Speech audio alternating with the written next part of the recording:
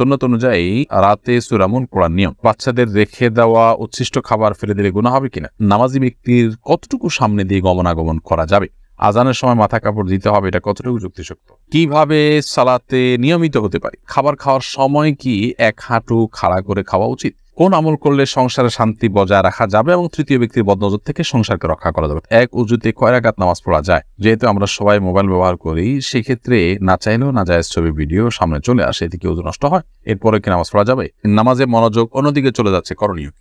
মনে মনে জিকির করলে সেটা কি জিকির বলে গণ্য হবে? আজানের সময় কি নামাজ পড়া যাবে? প্রেগন্যান্সি অবস্থায় কি তাবিজ ব্যবহার করা যাবে? চলুন তাহলে আর বিলম্ব না করে আমরা প্রশ্নোত্তরের আলোকিত ভুবনে প্রবেশ করি। মুনার রহমান আপনি লিখেছেন, মনে মনে জিকির করলে সেটা কি জিকির বলে গণ্য হবে? সেটাও এক প্রকারের জিকির গণ্য হবে। মনে জিকির এক প্রকারের জিকির, তবে মুখের জিকিরের আলাদা তাৎপর্য রয়েছে। সাইদ সঞ্জিদ শিবাদ আপনি লিখেছেন, প্রেগন্যান্সি অবস্থায় কি তাবিজ ব্যবহার করা যাবে? তাবিজ ব্যবহার করা সুন্নাহর খেলাফ। নবী সাল্লাল্লাহু আলাইহি ওয়াসাল্লাম কাউকে তাবিজ দেননি, ব্যবহার করেননি, করতে বলেননি। তবে কোরআন হাদিসের বিভিন্ন আয়াত, দোয়া এগুলো চিকিৎসার অংশ হিসাবে, রুকিয়া ঝাড়ফুঁকের অংশ হিসাবে তারা ব্যবহার করতে পারে। এমডি রাকিবুল্লাহ রাশেদ লিখেছেন, বিতের নামাজে কেউ যদি দোয়া কুনুত না পড়ে ভুল ক্রমে সরাসরি সিজদা করে এবং নামাজ শেষ করে বা নামাজের অবস্থায় মনে পড়ে, সেক্ষেত্রে করণীয় কি?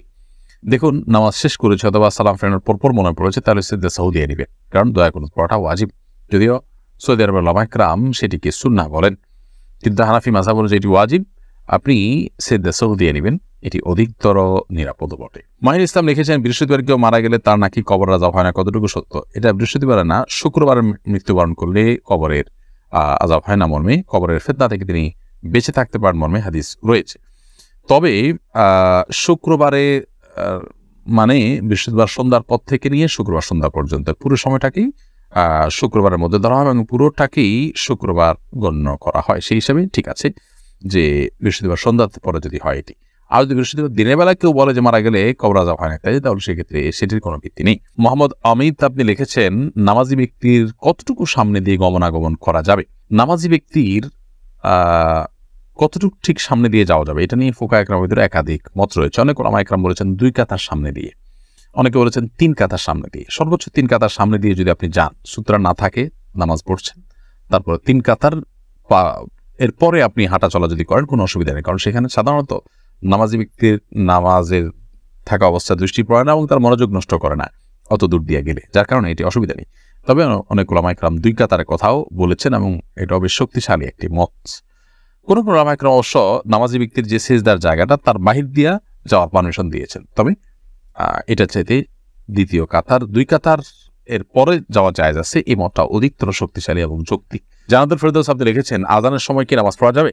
আযানের সময় নামাজ পড়া যাবে, কোনো অসুবিধা নেই। ওয়াক্ত হয়ে গেছে, ওই ওয়াক্তে নামাজ পড়তে পারেন বা অন্য নামাজ পড়ছেন, এদিকে আযান চলছে, কোনো অসুবিধা নেই। তবে আযান যখন শুরু হয় তখন নামাজ শুরু না করে আযানের জবটা দিয়ে তারপর নামাজ পড়া উত্তম, কারণ আযানের জব দেওয়া একটা ইবাদত।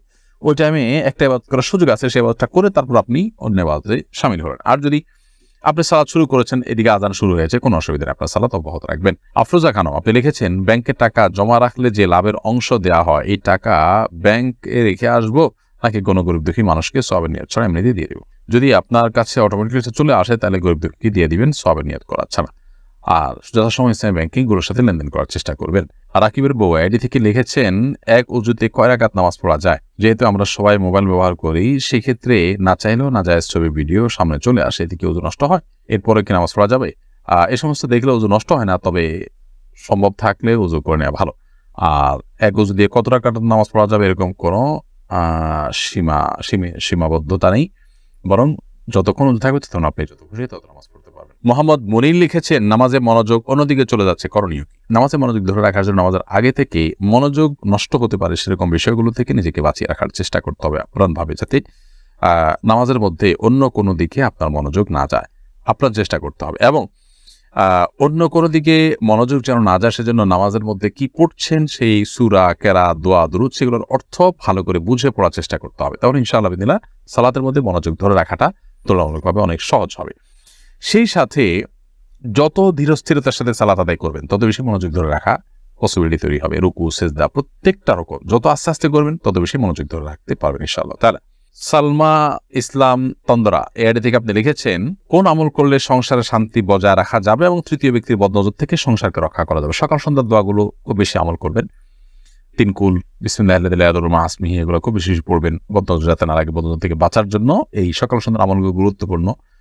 এছাড়া নিজের মধ্যকার অশান্তি যাতে নষ্ট না হয় সেজন্য যথাসম্ভব আল্লাহ সুবহানাহু ওয়া তাআলার কাছে দোয়া করবেন এবং সকল বস্তুর অনিষ্ট থেকে বাঁচার জন্য নবী সাল্লাল্লাহু আলাইহি ওয়াসাল্লাম যে আমলগুলো আছে সেগুলো করতে থাকবেন, ইনশাআল্লাহ আল্লাহ তাআলা হেফাজত রাখবেন। ইয়াসিন আরাফাত লিখেছেন, খাবার খাওয়ার সময় কি এক হাঁটু খাড়া করে খাওয়া উচিত? না, এক হাঁটু খাড়া করে আরেক হাঁটু বিছিয়ে খেতে হবে এরকম কোনো কথা কোরআনে কোথাও বলা হয়নি। তবে বিনয় যেন প্রকাশ পায় খাবার খাওয়ার মধ্যে, সেই জিনিসটা আমাদের খেয়াল রাখা উচিত, যাতে অহংকারী বা আপনার দেখতে দাম্ভিক এরকম কিছু মনে না হয়। আজকাল দেখা যায় যে আমরা অনেকে আল্লাহ নিয়ামত খাচ্ছি যে সেটা আমাদের আচরণে প্রকাশ হয় না, সেরকম কিছু না হয়, খেয়াল করা দরকার। আশিক আরমান লিখেছেন, পোষা পাখিকে নিজের কাঁধে নেওয়া যাবে কিনা? পোষা পাখি কেন, যে কোনো পাখিকে আপনি চাইলে কাঁধে নিতে পারেন, আপনার করে নিতে পারেন, নাপাক না হয় সে দৃষ্টিটা খেয়াল করবেন, বাকি করে নেওয়াতে কোনো অসুবিধা নেই। বরং প্রত্যেকটা প্রাণীকেই আপনার মমতা প্রদর্শন করার নির্দেশ নবী সাল্লাল্লাহু আলাইহি ওয়াসাল্লাম দিয়েছেন এবং প্রত্যেকটা প্রাণীর প্রতি দয়া পরবশ হলে, মমতা পরায়ণ হলে তার বিনিময়ে আজর দেওয়া হবে, সেটিও নবী সাল্লাল্লাহু আলাইহি ওয়াসাল্লাম বলেছেন। কাশফিয়া হুমিয়া হল আপনি লিখেছেন এই আইডি থেকে, কিভাবে সালাতে নিয়মিত হতে পারি? সালাত নিয়মিত পড়া শুরু করে দিবেন, তাহলে সালাতে নিয়মিত হয়ে যাবেন। সালাতে নিয়মিত হতে পারছেন না, আপনার হয়তো শয়তানের প্ররোচনা দ্বারা আপনি প্ররোচিত হয়ে যাচ্ছেন এবং সালাতের প্রতি আগ্রহ ধরে রাখতে পারছেন না। তো এটার মোটিভেশনের জন্য প্রথমত খুব বেশি সালাতের পরে সিরিয়াস যে মানুষগুলো, তাদের সাথে থাকার চেষ্টা করবেন এবং তাদের সাথে তাদের সান্নিধ্য আপনাকে সালাতের প্রতি মনোযোগীতে সাহায্য করবে ইনশাআল্লাহ। সেই সাথে সালাতের গুরুত্ব নিয়ে ভালো একাধিক বই পড়ে ফেলুন, যে বইগুলোতে সালাতের গুরুত্ব তুলে ধরা হয়েছে। সালাত নিয়ে আমাদের একাধিক বক্তব্য আছে, সালাতের গুরুত্ব এবং আবশ্যকীয়তা নিয়ে এরকম আরো বিভিন্ন বক্তব্য আছে, সেটা আগাগোড়া একটু শুনে ফেলতে পারেন ইনশাআল্লাহ। এটা আপনার জন্য মোটিভেশনের কাজ দিবে আশা করছি। আরশিদ চৌধুরী আপনি লিখেছেন, আজানের সময় মাথা কাপড় দিতে হবে, এটা কতটুকু যুক্তিযুক্ত? আজানের সময় মেয়েদেরকে মাথা কাপড় দিতে হবে এরকম কোনো কথা কোনো দেশে কথা বলা নেই। আমাদের দেশে অনেকে মনে করেন যে আজান শুরু হলে মেয়েরা মাথায় কাপড় দিতে হয়, মাথায় গোমটা দিতে হবে। আজান দিলে তারা সাধারণ অবস্থায় পবিত্র অবস্থায় উজু করে নামাজ পড়তে হবে, এটা হলো মূল বিষয়।